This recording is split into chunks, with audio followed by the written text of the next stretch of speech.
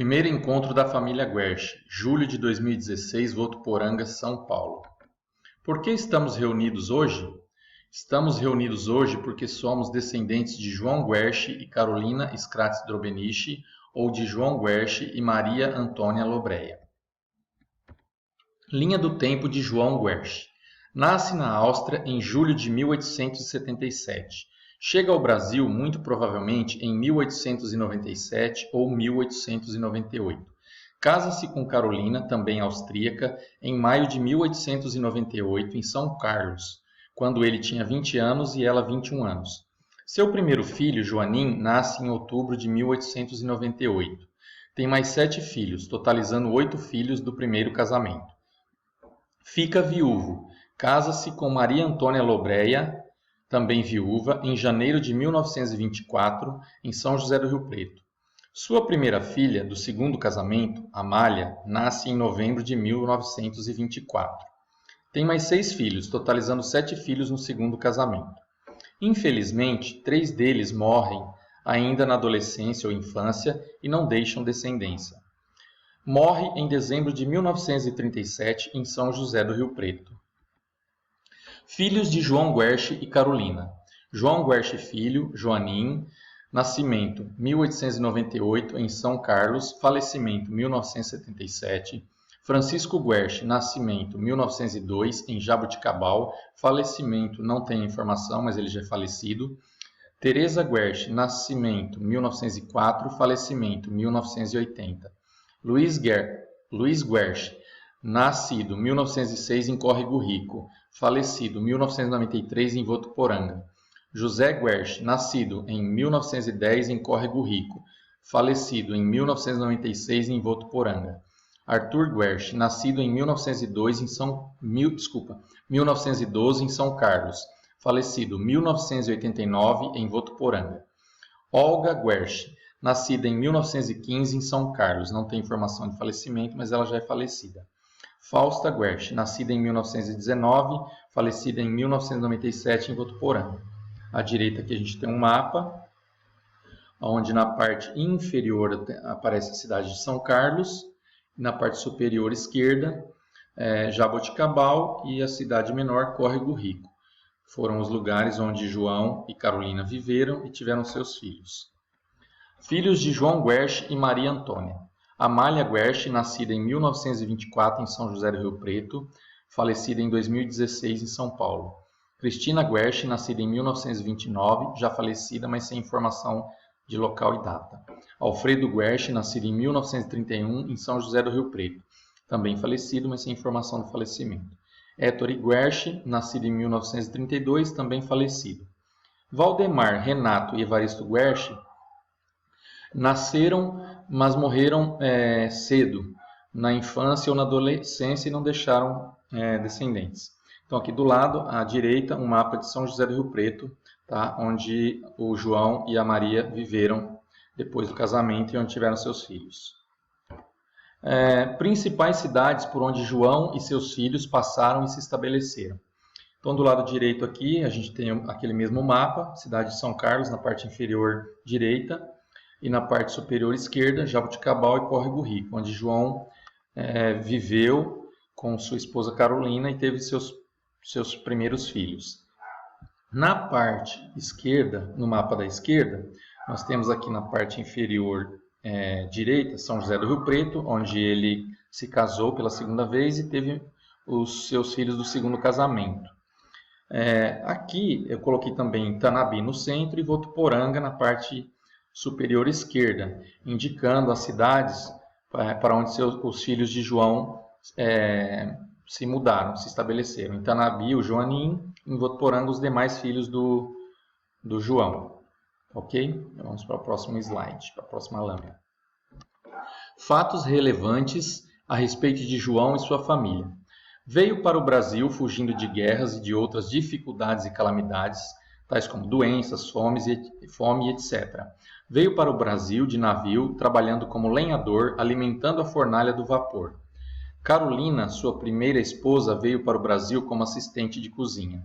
Em algum momento, pouco depois da chegada ao Brasil, ainda em Santos ou já em São Carlos, se conhecem e se casam. Ficam algum tempo trabalhando em um hotel em São Carlos, enquanto não conseguem emprego nas fazendas da região. Vivem algum tempo na região de Jaboticabal, em Córrego Rico, mas depois retornam para São Carlos. Vive em São José do Rio Preto desde o seu segundo casamento até a data do seu falecimento. Em fevereiro de 2016, falece a última filha viva de João Guerche, no caso Amália. Desta forma, hoje, João, suas 2 esposas e seus 15 filhos já são todos falecidos. Então, já não temos presentes entre nós ninguém da primeira e segunda geração. Sobre a nacionalidade de João Guerche e Carolina, Iugoslávia. A Iugoslávia, escrito com J no português europeu, ou Iugoslávia, escrito com I em português brasileiro, e aí diz assim: todas as línguas eslavas meridionais se escreve como Iugoslavija. Aí tem como se escreve na língua usando o alfabeto cirílico. E aí diz assim: descrevia até o ano de 2006 um conjunto de diversas entidades políticas que variaram ao longo do tempo, situadas na região dos Balcãs e que hoje encontram-se independentes. Traduzido, o nome significa Terra dos Eslavos do Sul. A Iugoslávia pode ser dividida em 3 estados distintos ao longo do tempo. Reino da Iugoslávia, referindo-se ao período monárquico entre 1918 e 1941. Aqui eu queria fazer uma ressalva e destacar bem que antes de 1918 não existia Iugoslávia, ela só passa a existir a partir de 1918. No segundo estágio, ela passa a se chamar República Socialista Federativa da Iugoslávia, referindo-se ao regime socialista que compreende o período entre 1945 e 1992.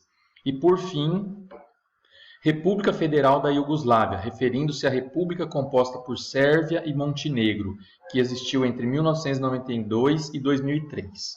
Então, aqui do lado direito tem um mapa onde a gente consegue ver aqui, Eslovênia, Croácia, Bósnia e Herzegovina, Sérvia e mais abaixo Montenegro. Todos esses países hoje são independentes, mas em um determinado momento eles compunham a antiga Iugoslávia, que vivia um regime comunista sob influência da União Soviética. Sobre a nacionalidade de João Guerche e Carolina Eslovênia. Então vamos ler sobre a Eslovênia nessa lâmina aqui. A Eslovênia, escrito com acento agudo no E, no português europeu, ou Eslovênia com acento circunflexo no português brasileiro, em esloveno Eslovenija, tem a pronúncia aqui, oficialmente República da Eslovênia, aí tem em esloveno Republika Slovenija, tem aqui como que se pronuncia. É um pequeno país do leste europeu, limitado ao norte pela Áustria. Então, no mapa a gente consegue ver isso, ao norte pela Áustria. Vamos ver. A leste pela Hungria, a leste e a sul pela Croácia, tá aqui. E a oeste pela Itália e pelo Mar Adriático. O país está localizado no encontro de 4 grandes regiões europeias. A região dos Alpes, a Dinárica, a Panônica e a Mediterrânica. Ao longo de sua história, o país fez parte do Império Romano, do Império Bizantino, da República de Veneza, do Ducado de Carantânia, só a parte onde é a atual norte esloveno, do Sacro Império Romano-Germânico, da Monarquia de Habsburgo, do Império Austríaco, queria destacar aqui, do Império Austríaco, onde a partir de 1866 foi incorporado também a Hungria e passa a ser o Império Austro-Húngaro, do Reino dos Sérvios, Croatas e Eslovenos, depois Reino da Iugoslávia e da República Socialista Federativa da Iugoslávia, de 1945 até finalmente conquistar sua independência em 1991. Então, a Eslovênia é um país independente que existe desde 1991. De quem descendemos na Iugoslávia eslovênia? Então aqui a gente tem aqui, João Guerche, filho de Francisco Guerche e Úrsula Crisma, e Carolina. Aí nas várias certidões de nascimento dos filhos, que no caso são os nossos o Joanim, o Francisco, são nossos tios, no meu caso, meus tios avós. A Carolina tem várias grafias. Carolina Scrabitz, ou Scrabez, ou Scabruz Drobenich, filha de Jacob Drobenitz e Maria Scratz. Então, esses são os nomes aportuguesados que a gente encontra com várias grafias nas várias certidões de nascimento dos filhos deles. O que eu fiz? Na linha de baixo, a cada nome, eu vou tentar mostrar aqui. Está escrito assim, João, em português, em inglês, um exemplo, é John. Então, em esloveno também tem sua própria pronúncia e sua grafia. João Guerch seria Janis Gorch. Aí o Gorch aqui tem um S com um acento circunflexo invertido que dá som de X ao S. Filho de Francisco, em esloveno é Franz ou Frank, depende, tem as duas variações. Filho de Franz ou Frank Gorch.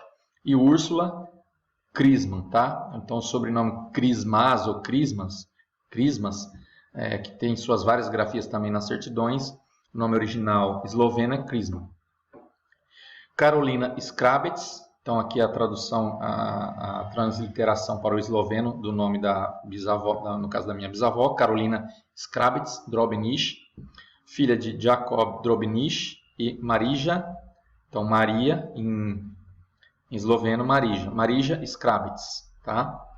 Então algumas letras que não tem no nosso alfabeto, com algumas acentuações diferenciadas e que produzem o som semelhante à transliteração que foi feita para o português aqui, ok? Telefonski imenik Slovenich. Então tem o endereço aí também no título. Uma lista telefônica eslovena, um catálogo telefônico. Nas últimas vezes que eu pesquisei lá, retorna algo em torno de 400 a 600 resultados para o sobrenome Gorch na sua grafia original eslovena. Também a lista telefônica na Croácia, que retorna algo em torno de 50 resultados. E em outras pesquisas na internet também encontrei aproximadamente 10 resultados na Sérvia. Então a gente vê aí que Eslovênia, Croácia e Sérvia são todos países independentes, mas que um dia fizeram parte da antiga Iugoslávia e anteriormente a isso também fizeram parte do Império Austro-Húngaro. Ok? Então vamos para a próxima lâmina. Como sabemos dessa história? Sempre tem que ter pelo menos um curioso na família. Olha um deles aí. Então aqui embaixo temos 3 fotos de uma mesma pessoa em períodos diferentes. Na direita e ao centro, quando ele tinha 2 ou 3 anos, e à direita aqui ele um pouquinho mais nervoso, bravo, né?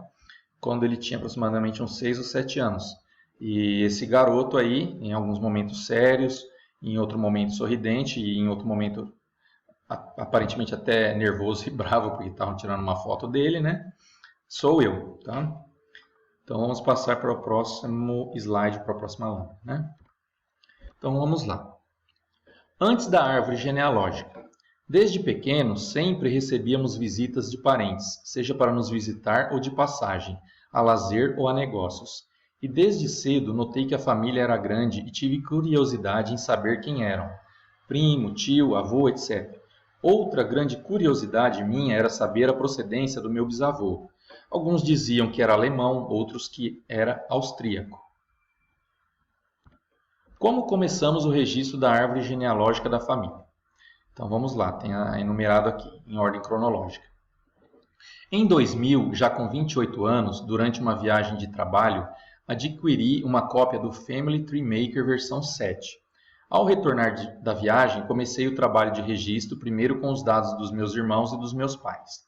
As informações de avós, tios-avós, etc., eu pedi para o meu pai, e ele me forneceu o que ele sabia.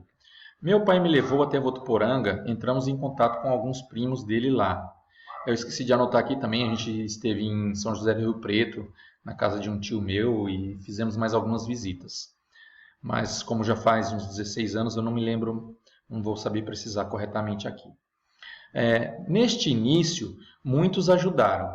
Me desculpem caso tenha esquecido de mencionar alguém aqui, mas dos que mais contribuíram, lembro-me de João César, Creuza, Elaine e Vivian Kise. No começo, imprimíamos formulários de grupo familiar em branco para serem preenchidos. Inicialmente, usando o Family Tree Maker, os relatórios impressos eram em inglês e, posteriormente, usando o Personal Ancestral File, os relatórios de grupo familiar eram em português. Tá? Então, no início, o programa que eu usava no computador ele não tinha opção de impressão do relatório em branco para preenchimento em português, era em inglês. Mas, felizmente, posteriormente, eu encontrei um software gratuito chamado Personal Ancestral File, versão 4 na época, que permitia a impressão desses relatórios em português. Tanto para a gente ver o dado impresso, como para imprimir o formulário em branco para que os familiares preenchessem. A partir daí, fizemos muitos contatos, por telefone, por e-mail, e a partir de 2004, 2005 também através de redes sociais, Orkut e Facebook, que surgiu posteriormente. Se inicialmente acreditava-se sermos alemães ou austríacos, como e quando apareceu a Iugoslávia e Eslovênia na pesquisa? Após algum tempo, já sabendo onde e quando nasceram alguns dos tios-avós, entrei em contato com os cartórios de registro civil das localidades, solicitei confirmação dos registros e, para os casos afirmativos, paguei taxa de emissão de segunda via de certidão e envio pelos correios. Todas as certidões continham nomes dos pais, no caso João e Carolina ou João e Maria Antônia, nomes dos avós e local de origem dos antepassados. Infelizmente, no local de origem, só tinha o país. Em nenhum deles eu encontrei nome de cidade de origem. Tá? Nas certidões dos filhos mais velhos, foi registrado que João era austríaco. Mas, nas certidões dos filhos mais novos, foi registrado que João era iugoslavo. Como a Eslovênia é o mais próximo da Áustria e possui maior ocorrência de Gorz, Krisman, Skrabetz e Drobnice, sermos de origem eslovena é apenas um palpite baseado em dados geográficos e estatísticos. Ok? Então vamos lá, vamos passar para a próxima lâmina. Redes sociais para cadastro e pesquisa genealógica. Então, a gente preenchia os formulários, os familiares passavam a informação e eu fui cadastrando esse banco de dados que ficava armazenado no meu computador, um desktop. Na época não existia nem notebook, nem celular, essas modernidades que a gente tem hoje. E o grande medo que eu tinha era o quê? Dar uma pane no meu computador e aí, o que eu faço? Perdemos todo esse trabalho. Então, eu fiz na época um upload. Foi aqui em ordem cronológica, a primeira coisa que eu fiz foi um upload de arquivo em formato GEDCOM, que é um formato de transferência de informações de genealogia, e eu fiz a transferência para um site chamado Ancestry.com. Então tem um detalhe aqui embaixo, escrito assim, ó, para fins de cópia de segurança e pesquisa.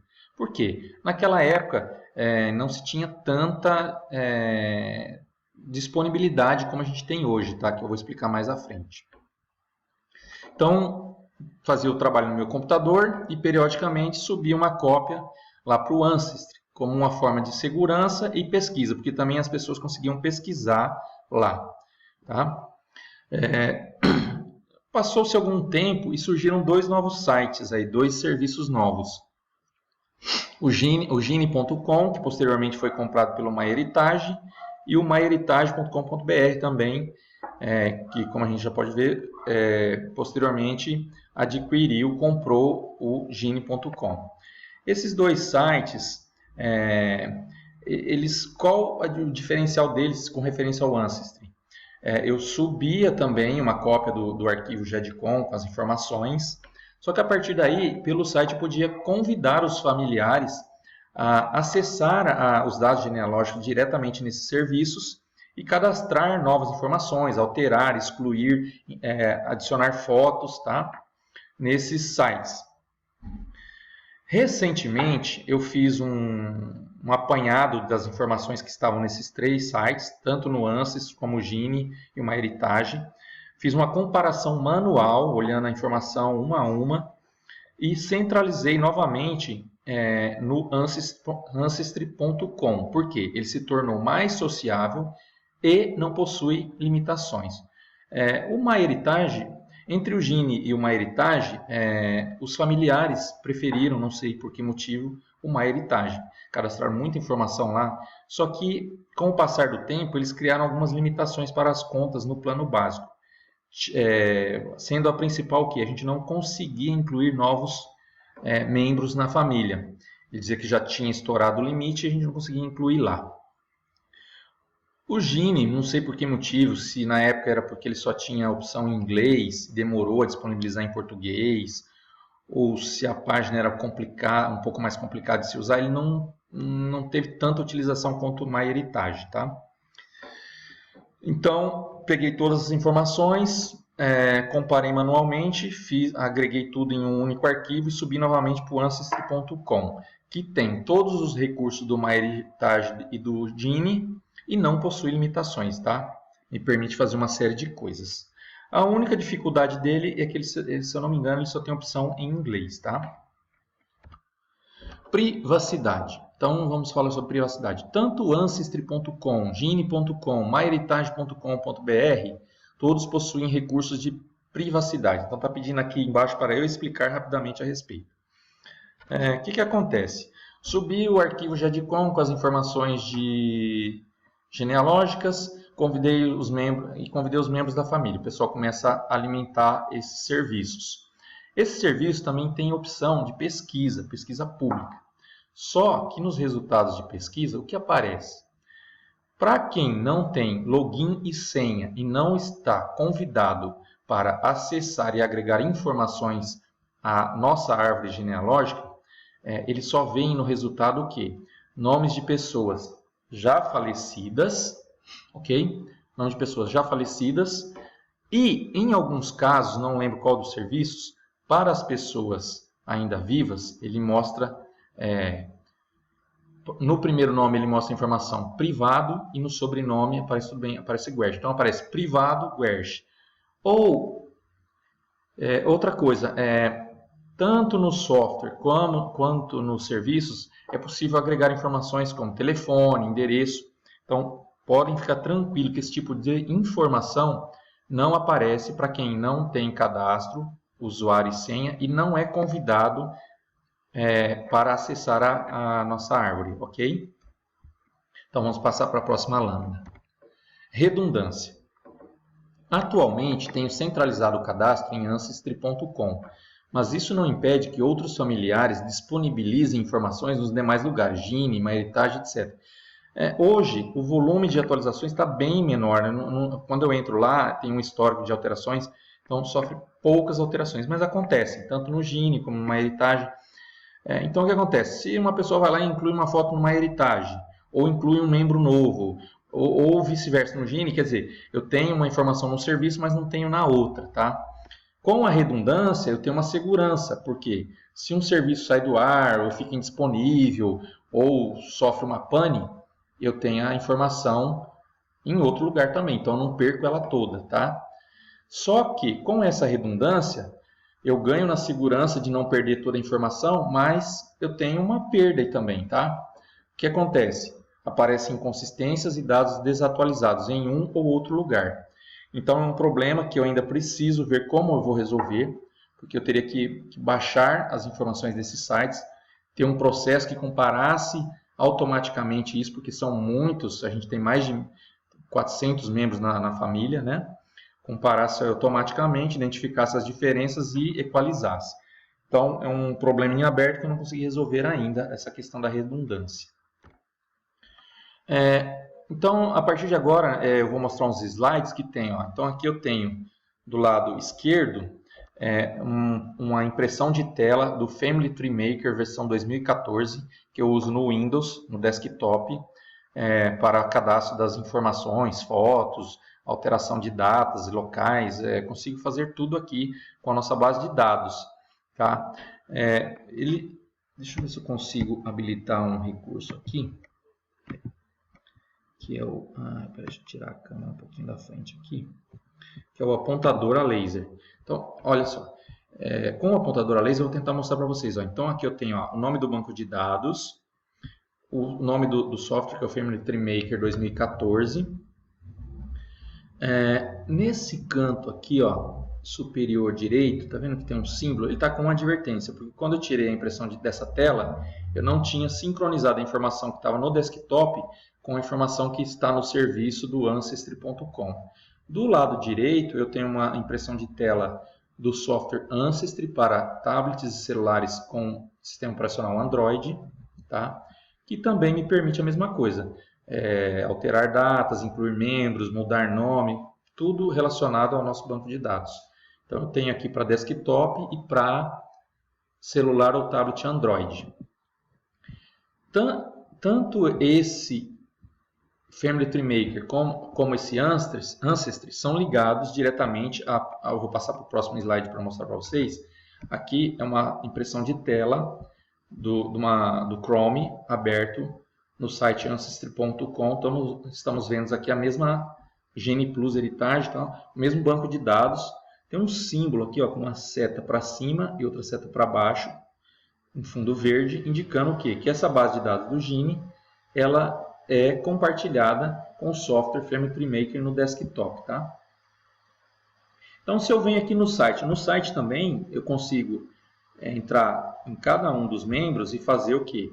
Alterar o nome, incluir filhos, esposa, alterar datas de nascimento, local, falecimento, tudo.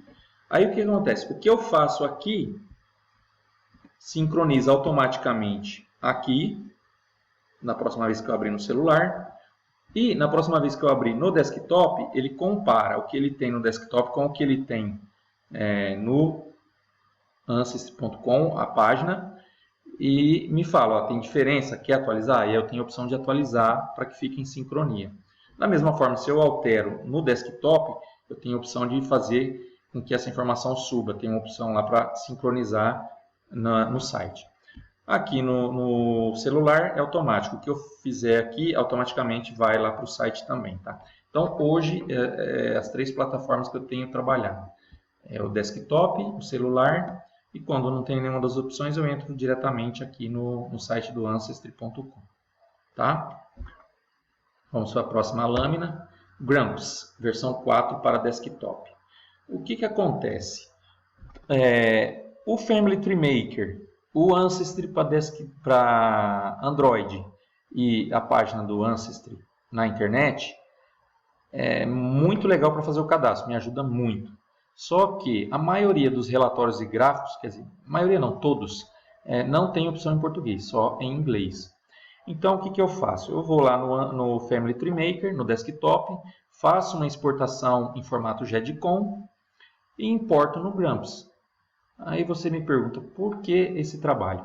Bom, essa importação é para quê? Para que eu tenha a mesma informação nesse software para desktop, que é de código aberto, feito por uma comunidade, e que tem um relatório que eu uso muito, que é o relatório detalhado de descendentes. Ele imprime um relatório em formato de livro descritivo, que eu vou mostrar posteriormente, tá?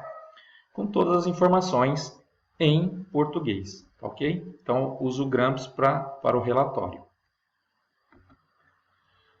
Próxima lâmina. Então, aqui a gente tem myheritage.com.br, Personal Ancestral Builder Desktop. Da mesma forma, eu exporto o mesmo arquivo GEDCOM que eu exporto no Family Tree Maker e uso no Grumps para gerar o relatório. Recentemente, há cerca de um mês ou 2 meses, o MyHeritage disponibilizou um novo relatório um gráfico, na verdade, chamado Gráfico Sol, que tem a opção de incluir os descendentes. Então, olha aqui, ó, um exemplo de como ele é. Então, ele coloca o casal no centro. E em ordem cronológica, ele coloca o filho mais velho, o neto mais velho, o bisneto mais velho, e assim vai. E vai em ordem horária, em sentido horário, até chegar no filho mais novo. Então, o filho mais velho e o filho mais novo ficam em determinado ponto, indicando onde começa e onde termina o gráfico. Tá?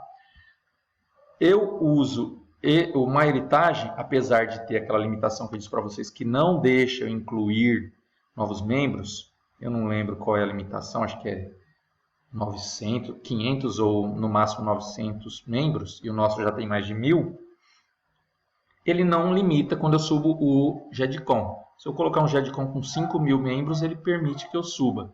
ele só não deixa que as pessoas vão lá e cadastrem nele, ele barra isso. Tá? Então eu subo o GEDCOM aqui, o arquivo com as informações e as fotos e gero o gráfico. Tanto o relatório como o gráfico, hoje, o que eu tenho feito? Eu exporto ele em formato PDF e disponibilizo no nosso grupo da família no Facebook. Eu vou falar posteriormente sobre isso, tá? Vamos para a próxima. O Gini.com, eu coloquei uma tela aqui só para vocês terem uma ideia, que a gente usou esse serviço há algum tempo, não foi muito utilizado, mas nos serviu, tá? Então vamos lá, agora sobre a nossa reunião. Como a ideia de nos reunirmos foi concebida? Ao ser convidado e participar das bodas de ouro de Dr. Rubens e Lurdinha, filha de Joanim, em agosto de 2015, em conversa com um dos filhos do casal, Rubens ou Ivan, ele pergunta se a família alguma vez já cogitou um encontro. Publico a respeito disso nos grupos da família no Facebook e no WhatsApp. Fernando, neto de Arthur, comenta a respeito e faz uma declaração. No próximo ano teremos tal encontro. Passou-se algum tempo depois dessa publicação, desse comentário dele, através de WhatsApp, começaram algumas conversas. Então, o Sinésio, filho do Arthur, pede para o Paulo, neto do Francisco, que se encontre com o Fernando e a Elaine, netos do Arthur, para ajudá-los nesse empreendimento. Passou-se mais algum tempo, ocorreu a primeira reunião. Foi numa quinta-feira com 4 pessoas. O Paulo, neto do Francisco, a Sueli, esposa do Paulo, Fernando e Elaine, netos de Arthur, e já resolveram algumas coisas. Na segunda reunião, houve reuniões subsequentes, tá? Então eu pus aqui, ó, em reuniões subsequentes, mais familiares são convidados a ajudar. No caso, o Ideval, filho da Olga, Maria Alice, esposa do Ideval, a Vivian Kise, neta do Francisco, e o Matheus, que é neto do Francisco e filho do Paulo e da Sueli. Resultados das reuniões realizadas pela comissão estabelecida. Das reuniões que eles fizeram, eu só participei da última, tá? Mas foi muito legal, porque eles tiveram uma primeira reunião, em menos de uma semana tiveram a segunda reunião, e nessa segunda reunião eles já tinham uma chácara alugada. Então eles foram decidindo rapidamente as coisas, foram assim muito proativos nesse sentido. Então, de todas as reuniões, resultou uma chácara alugada, data, horário e cardápio definidos, valores, onde crianças até 10 anos e idosos acima de 70 não pagam, e para os demais, preços acessíveis. Tá? E divulgação, divulgamos através das redes sociais, WhatsApp, Facebook e afins. Tá? Então, assim, eles tiveram uma ideia muito legal, tentaram fazer uma coisa que cabesse no bolso de todo mundo, para que os idosos viessem também, participassem, e para aqueles que tiveram dificuldade por morar longe e terem despesas de transporte, alguns familiares se dispuseram e ajudaram através do pagamento dos convites de algumas pessoas da família. Foi muito legal isso da parte deles. Vamos para a próxima lâmina. Aqui eu apresento o grupo da família no WhatsApp, eu acredito que a maioria já conheça, mas para quem nunca viu, então tem aqui, ó, a família Guerch no WhatsApp e alguns membros, tá? Hoje, pelo que está ali, eu acho que tem 69 ou alguma coisa assim, não sei quantos membros. Tem bastante pessoas convidadas. Grupo da família no Facebook, tá? Então aqui um print de tela, uma impressão de tela do nosso grupo no Facebook, tá? E eu posteriormente vou apresentar para vocês alguns vídeos mostrando como acessar os relatórios e gráficos disponíveis no grupo da família no Facebook. Espero que a apresentação tenha trazido bastante informações novas que vocês não conheciam, e me desculpem pelo prolongamento, mas aqui é muita informação, então é difícil sintetizar isso e apresentar em pouco tempo. Espero que vocês tenham gostado.